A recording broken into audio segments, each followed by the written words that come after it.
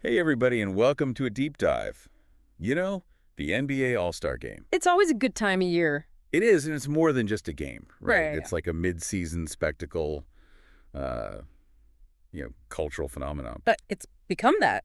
Yeah. How'd we get here? Yeah. How we get here? That's what we're going to find out. Exactly. We got a stack of articles and historical data ready to go. I love it. I'm ready. I'm excited. Yeah. So let's unpack the story together. Yeah. From its humble beginnings Okay. to the, global event it is today. Spectacle. The spectacle. Yeah. And you might be surprised by some of the twists and turns along the way, Oh, I'm sure.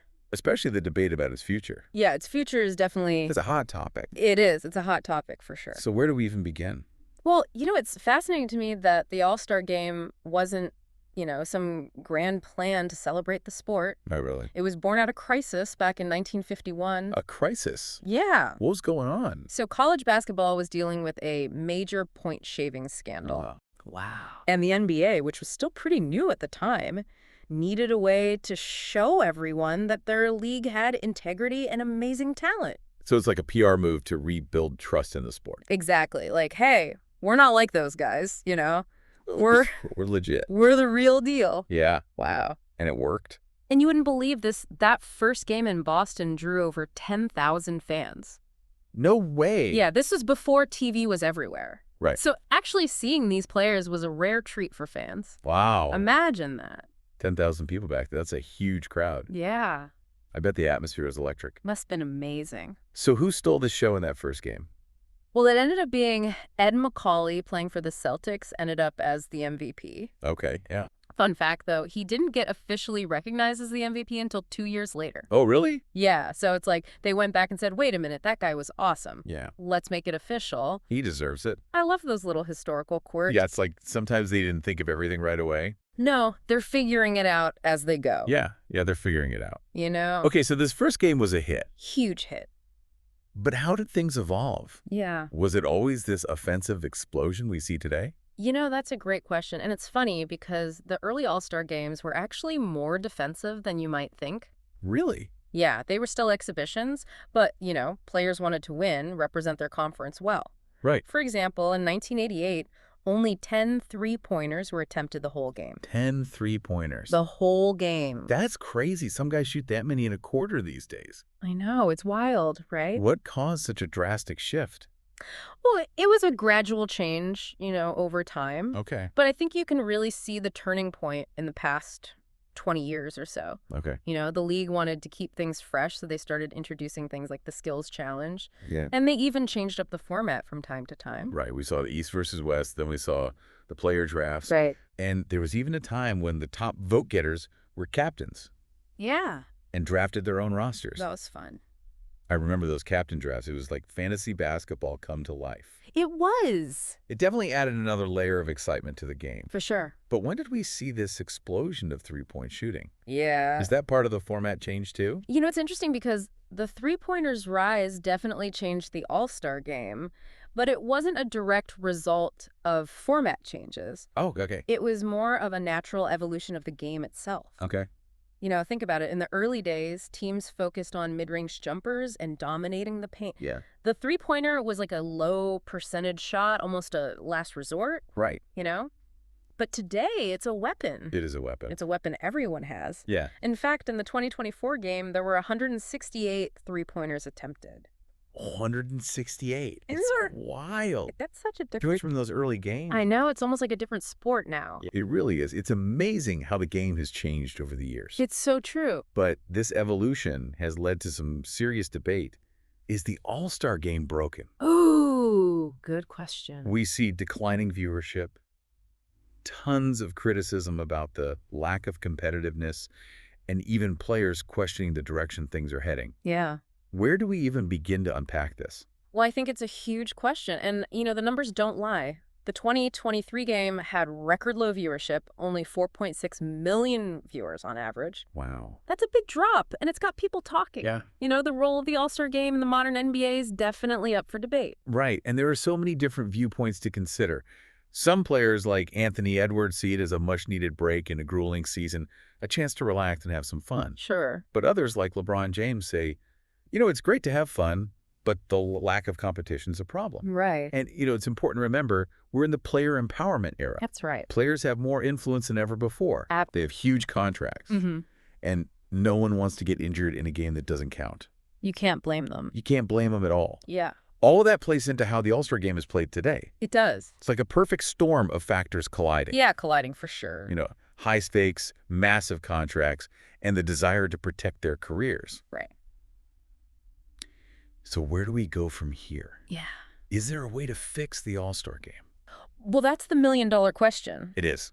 We've seen articles debating a USA versus world format, giving home court advantage in the finals to the winning conference. Okay, interesting. And even suggestions of higher financial incentives, kind of like what they did with the in-season tournament. Okay, so boost that prize money. Exactly. And let's not forget those Reddit threads. Oh, yeah. Some fans think the All-Star game should be scrapped entirely and replaced with something else. Whoa. Like an expanded in-season tournament, maybe even a 1-on-1 or 3-on-3 tournament with the All-Stars. Wow.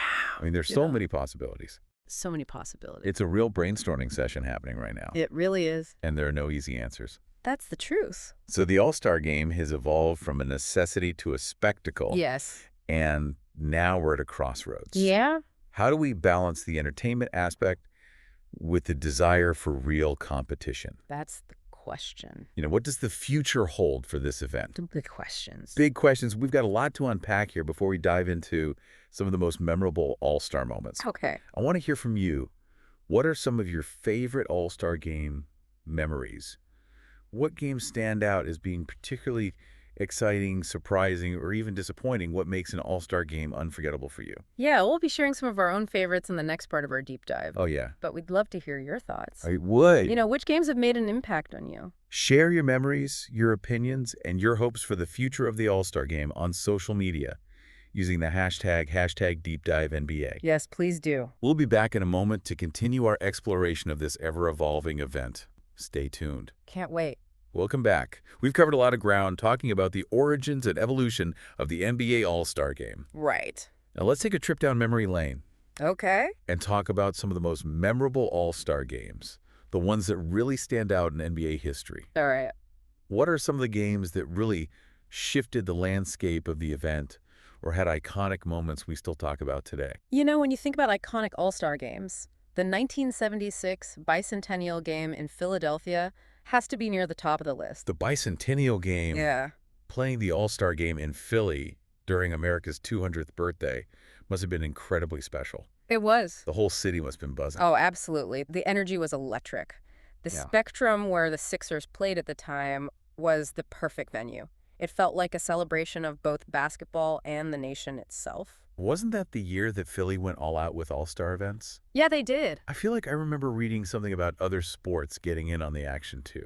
You're right. The Flyers hosted the NHL All-Star festivities at the Spectrum earlier that year in January, and the Phillies even hosted the MLB All-Star Game at Veterans Stadium in July. Wow, a trifecta of All-Star games in the bicentennial year. Yeah, crazy, right? Talk about a special time for the city and its fans. It must have felt like Philadelphia was the center of the sports universe. Was. Speaking of special moments, let's fast forward a few years to the 1991 All-Star Game. Charles Barkley, playing on his home court with the Sixers, put on an absolute clinic that night. Oh, man. Sir Charles was on another level that game. He was unstoppable. 17 points and a whopping 22 rebounds. 22 rebounds. No surprise, he walked away with the MVP award. You can really feel the energy and intensity from these older games.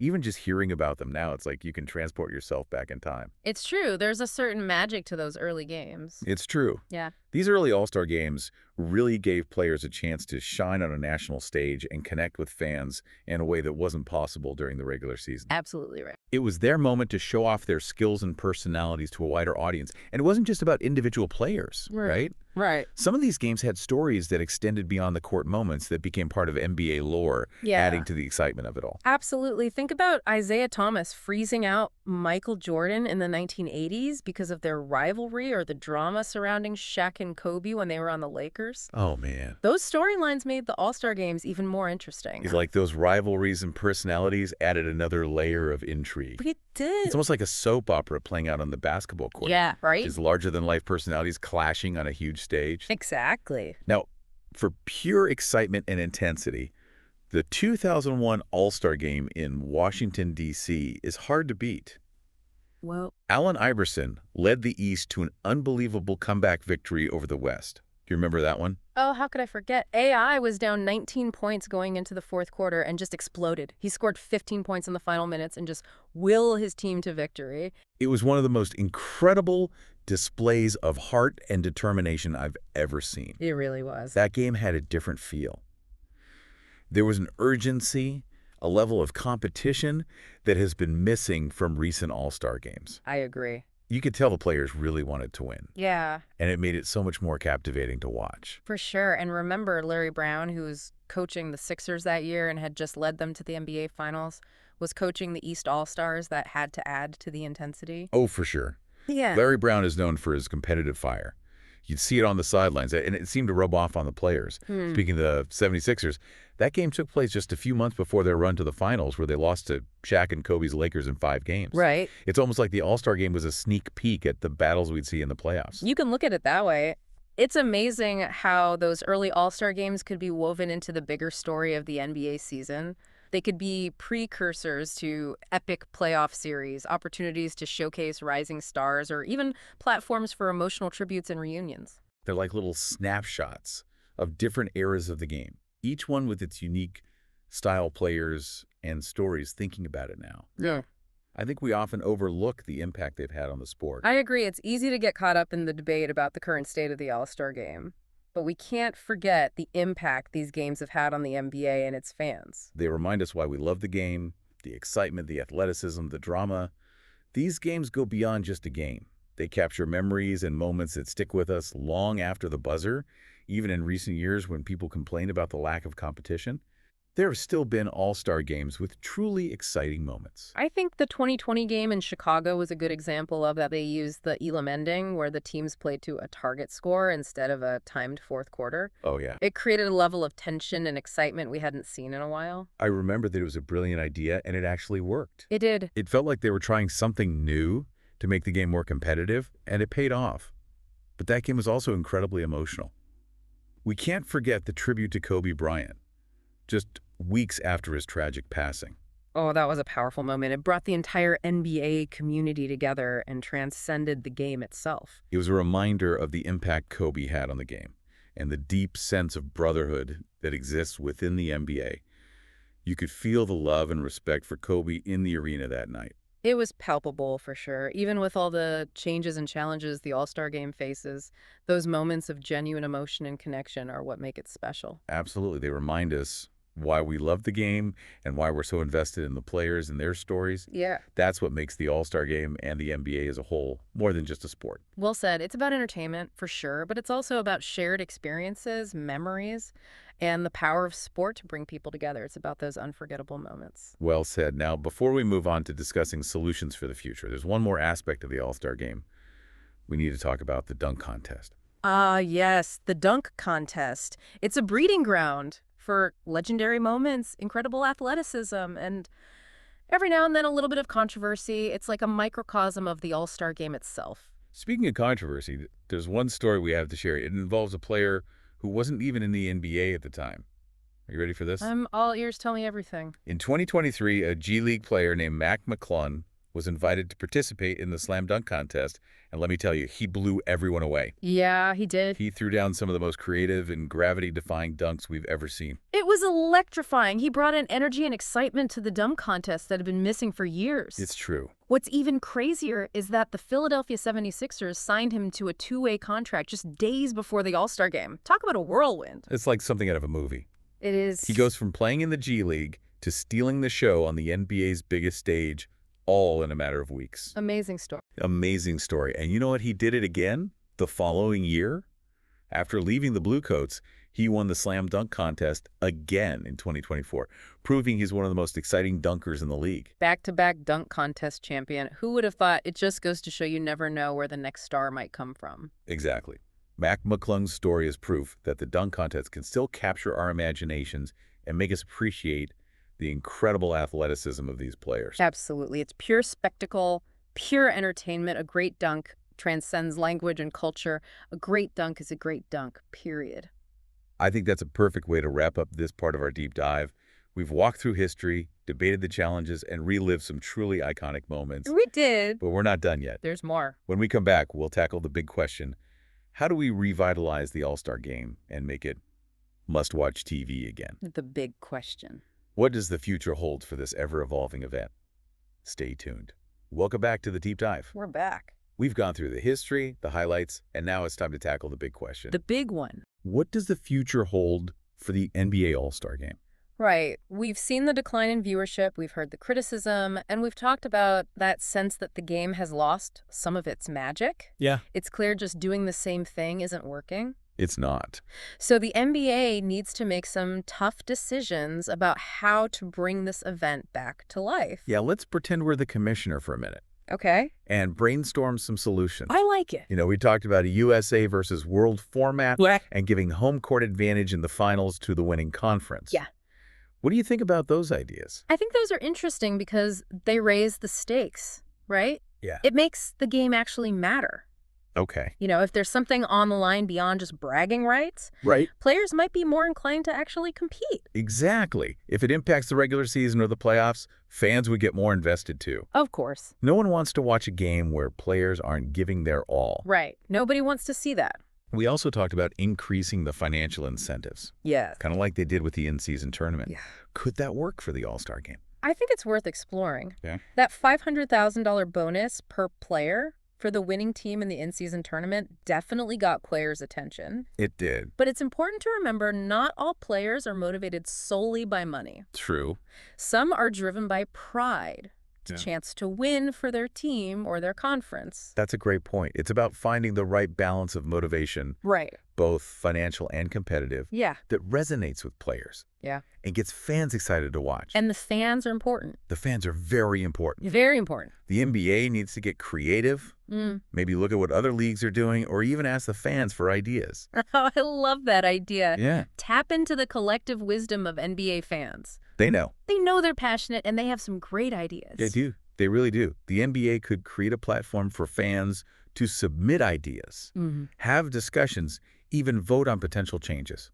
I like that. Yeah, it would make them feel more involved and connected to the All-Star Game. A sense of ownership. A sense of ownership. It's their game, too. It is. Yeah. While we're brainstorming, what if we completely embrace the exhibition aspect of the All-Star Game Okay. and really focus on the entertainment value? Okay. Instead of trying to force competitiveness, let's celebrate the skills and personalities of the players Okay. in a fun, engaging way.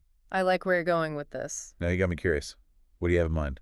So picture this, a series of challenges that showcase different skills. Yeah. A shooting competition, a passing challenge, a dribbling obstacle course, maybe even a trash-talking battle judged by comedians. That would be amazing. Right. It's like an all-star skills showcase, Yeah, but with a more lighthearted approach. exactly. Fans would get to see another side of these players. Exactly. And it could involve fans, too. Oh. Imagine a three-point shootout where fans get to compete alongside the All-Stars. Right. It would be a way for the NBA to show appreciation for the fans and create a really special experience. We've gone from brainstorming solutions to reimagining the entire All-Star Game. That's what we do. It's exciting to think about the possibilities. It is. The key is for the NBA to be open to new ideas. Right. Listen to the players and the fans. Yes. And be willing to evolve. Be willing to evolve. The NBA has always been a league that embraces innovation. It has. Now it's time to apply that to the All-Star Game. Well said. That wraps up our deep dive into the NBA All-Star Game. We've talked about the history, the challenges, and some exciting possibilities for the future. We sure did. It's been a fascinating journey, and we hope you've enjoyed listening. I did. I hope you did too. Now we want to hear from you. If you were in charge of the NBA, how would you make the All-Star Game must-watch TV again? Yeah. Let us know. Share your thoughts and ideas with us on social media using the hashtag #DeepDiveNBA. We want to know. We're eager to hear what you come up with. Thanks for listening. Thanks for joining us on the Deep Dive. Until next time.